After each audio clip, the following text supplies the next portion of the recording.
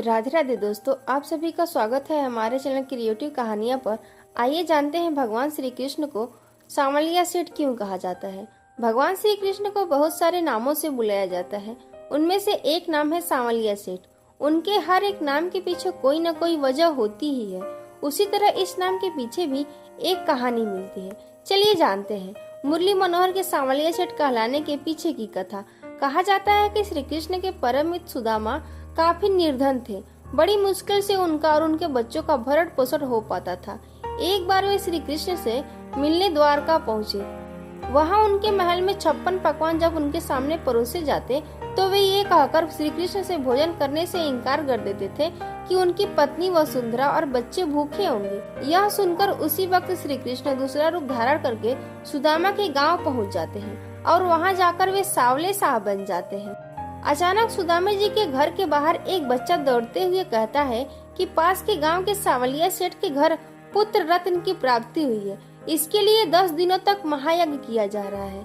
साथ ही 10 दिनों तक आसपास के सभी नगरों में भंडारा किया जा रहा है। उसके बाद सुदामा जी के बच्चे भी वहां गए और सांवले सेठ के यहाँ जाकर भोजन ले आए। जब सुदामा जी द्वारका से वापस लौट रहे थे तो उन्हें भी पता चला कि कोई सांवलिया सेठ भंडारा करवा रहे हैं।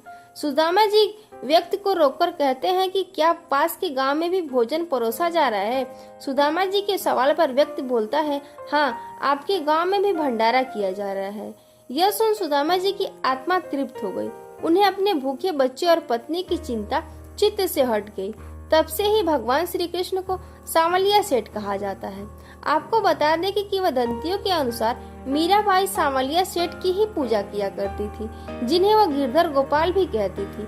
मीराबाई संतों की जमात के साथ भ्रमण करती थी, जिनके साथ श्री कृष्ण की मूर्तियां रहती थी। दयाराम नामक संत की जमात के पास भी ऐसी ही मूर्तियां रहती थी। औरंगजेब की सेना भी उन मूर्तियों को ढूंढने लगी थी। तब उनकी सुरक्षा हेतु संत दयाराम ने इन मूर्तियों को बांगुड़ बादसौड़ा की छापर में एक वट वृक्ष के नीचे गड्ढा खोदकर छिपा दिया।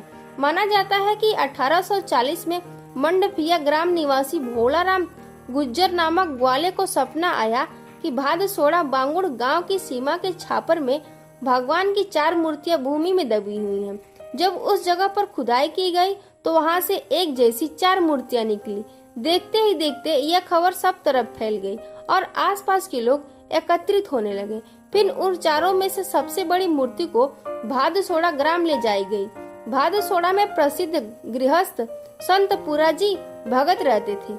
उनके निर्देशन में उदयपुर मेवाड़ राज के परिवार के भिंडर ठिकाने की ओर से सांवलिया जी का मंदिर बनवाया गया।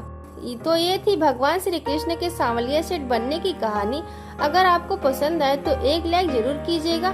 मेरे चैनल पर नया हो तो सब्सक्राइब कर लीजिएगा। मिलते हैं फिर से एक नई कथा लेकर। तब तक के लिए जय सीता।